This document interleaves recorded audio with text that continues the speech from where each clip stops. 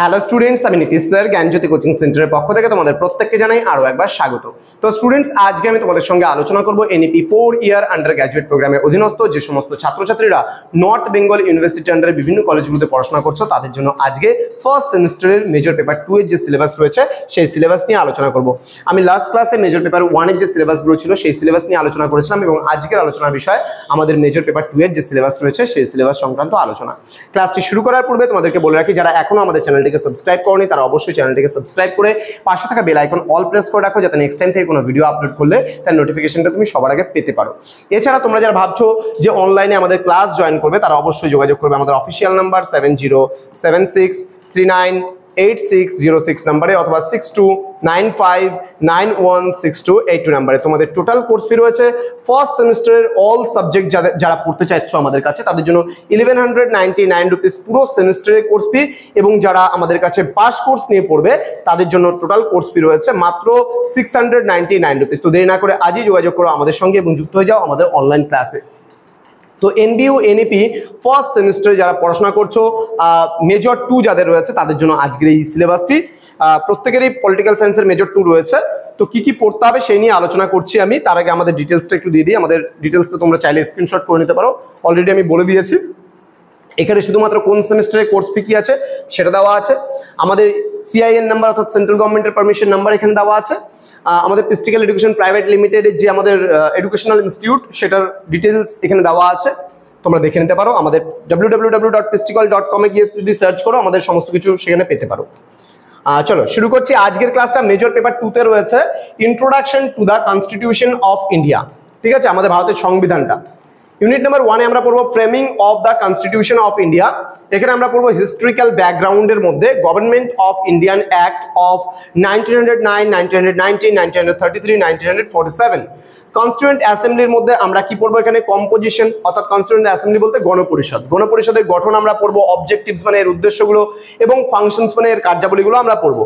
দেন রয়েছে philosophy of the Indian constitution, অর্থাৎ এখানে আমাদের ভারতীয় মানে যে সংবিধান রয়েছে সেই সংবিধান সম্পর্কিত যে বিষয়গুলো সেগুলো আমরা ডিটেলসে জানবো। দ্য প্রিয়াম্বল মানে প্রস্তাবনা আমরা জানবো।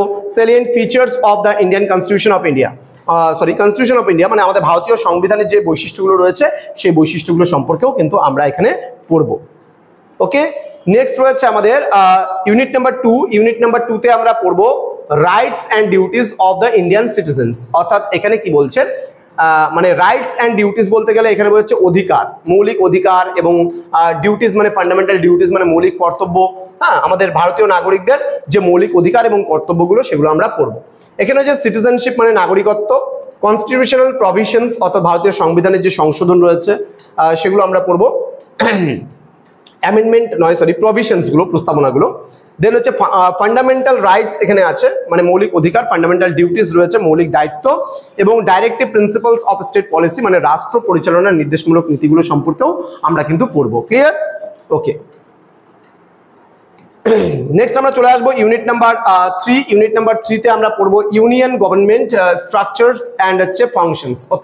এখানে আমরা পড়বো লেজিসলেচার, ওকে, পার্লামেন্ট, আমরা কম্পোজিশন অ্যান্ড হচ্ছে ফাংশনস এবং স্পিকার সম্পর্কে আমরা জানবো। এক্সিকিউটিভের মধ্যে এখানে আমরা পড়বো প্রেসিডেন্ট মানে শাসন বিভাগ, এটা আমরা পড়বো আইন বিভাগ, আইন বিভাগের মধ্যে পার্লামেন্ট, কম্পোজিশন অ্যান্ড হচ্ছে ফাংশনস। কম্পোজিশন মানে গঠন, আমাদের যে ভারতীয় পার্লামেন্ট রয়েছে তার গঠন এবং তার কার্যাবলী, এবং স্পিকারদের ব্যাপারে আমরা জানবো। এক্সিকিউটিভ মানে হচ্ছে এখানে তোমার হচ্ছে শাসন বিভাগ, শাসন বিভাগের মধ্যে প্রেসিডেন্ট মানে রাষ্ট্রপতি, ভাইস প্রেসিডেন্ট উপরাষ্ট্রপতি, প্রাইম মিনিস্টার মানে প্রধানমন্ত্রী, অ্যান্ড কাউন্সিল অফ মিনিস্টার্স মানে তোমার হচ্ছে এখানে মন্ত্রিসভা যে রয়েছে সেই মন্ত্রিসভা সম্পর্কে আমরা জানবো। দেন ইন্ডিয়ান জুডিশিয়ারি, ইন্ডিয়ান জুডিশিয়ারির মধ্যে কি পড়বো আমরা এখানে মানে ভারতের বিচার ব্যবস্থার মধ্যে আমরা পড়বো supreme court and high court, মানে আমরা সুপ্রিম কোর্টে জানবো, হাইকোর্ট জানবো। কম্পোজিশন মানে গঠন অ্যান্ড হচ্ছে জুরিসডিকশন, ঠিক আছে, কম্পোজিশন মানে গঠন এবং তার কার্যাবলী বিচার ব্যবস্থাগুলো সম্পর্কে আমরা পড়বো। নেক্সট রয়েছে ইউনিট নাম্বার 4। ইউনিট নাম্বার 4 এ আমরা কি পড়বো? ইউনিট নাম্বার 4 এ আমরা পড়বো স্টেট গভর্নমেন্ট অর্থাৎ রাজ্য সরকার, স্ট্রাকচারস অ্যান্ড হচ্ছে ফাংশনস। তার হচ্ছে যে কাঠামো এবং তার কার্যাবলীগুলো পড়বো।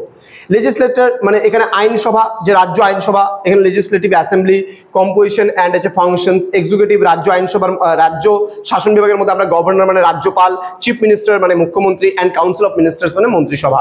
দেন লোকাল সেলফ গভর্নমেন্ট মানে স্থানীয় স্বায়ত্তশাসন ব্যবস্থা, তার মধ্যে আমরা পড়বো আরবান মানে তোমার হচ্ছে যেটা নগর স্বায়ত্তশাসন ব্যবস্থা, এবং রুরাল মানে গ্রামীণ স্বায়ত্তশাসন ব্যবস্থা সম্পর্কেও আমরা এখানে জানবো এবং ধাপে ধাপে আমরা প্রত্যেকটা বিষয় পড়বো।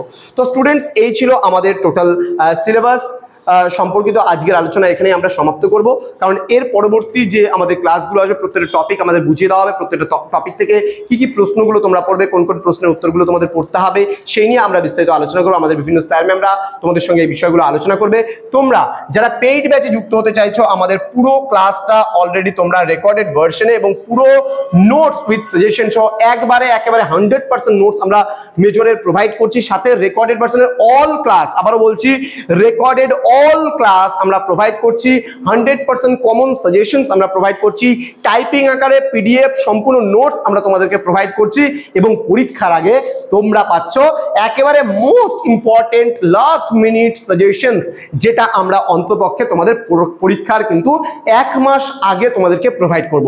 তো স্টুডেন্টস, যারা ভাবছো আমাদের সঙ্গে যুক্ত হবে, সময় নষ্ট করো না, আমাদের অফিসিয়াল নাম্বারে কিন্তু যুক্ত হয়ে যাও।